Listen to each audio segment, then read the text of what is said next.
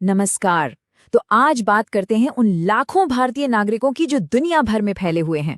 उनके मन में एक बड़ा सवाल होता है कि क्या वो अपने देश के लोकतंत्र में हिस्सा ले सकते हैं, अपना वोट डाल सकते हैं। तो चलिए आज इसी सवाल का जवाब ढूंढते हैं और पूरी प्रक्रिया को स्टेप बाय स्टेप समझते हैं। तो सबसे पहला और कह सकते हैं सबसे जरूरी सवाल यही उठता है कि अगर कोई भारतीय नागरिक है पर रह विदेश में रहा है, तो क्या वो अपने देश के लोकतंत्र के इस सबसे बड़े उत्सव में शामिल हो सकता है?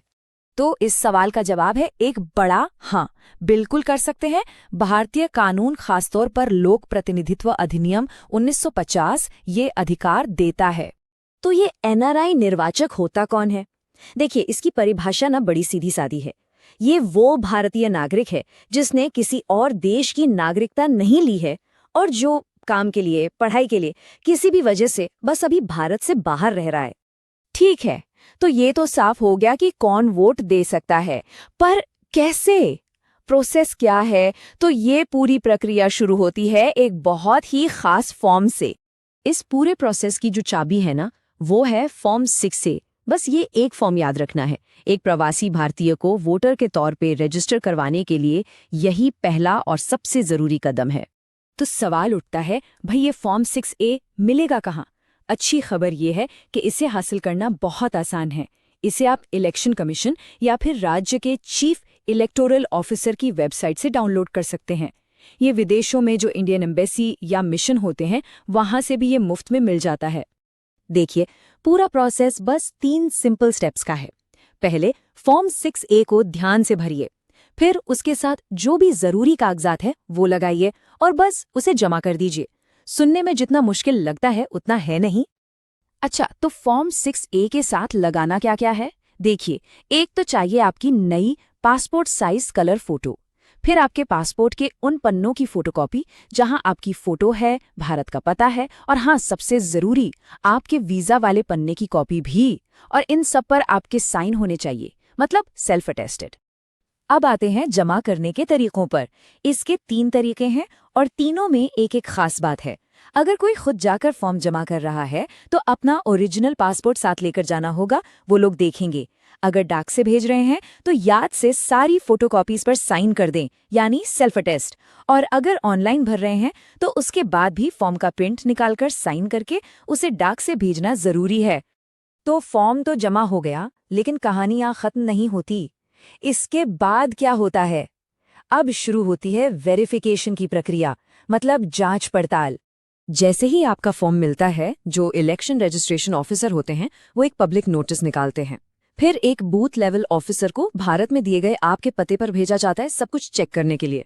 आमतौर पर इस पूरे काम में कुछ हफ्ते लग जाते हैं। और हाँ, आपको इसकी जानकारी मिलती रहेगी। आपका आवेदन मंजूर हुआ या नहीं, ये 2 तरीकों से बताया जाएगा।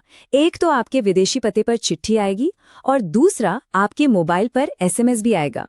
चलिए, रजिस्ट्रेशन हो गया, वोटर लिस्ट में नाम भी आ गया।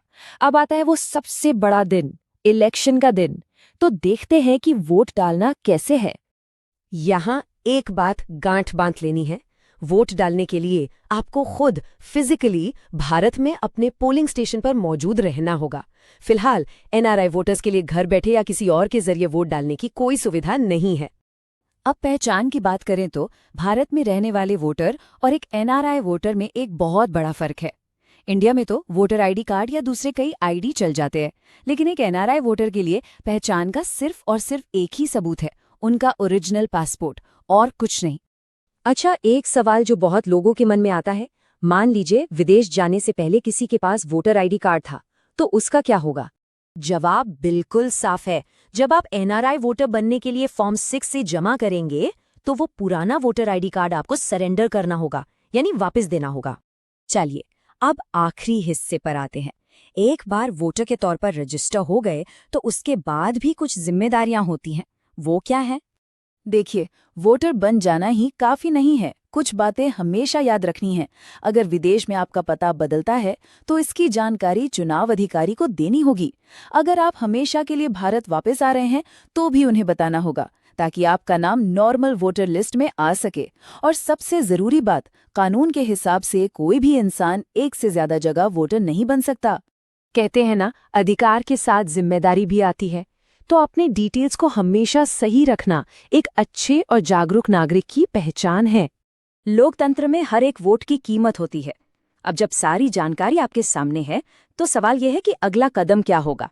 ये फैसला तो अब हर योग्य नागरिक को खुद ही करना है।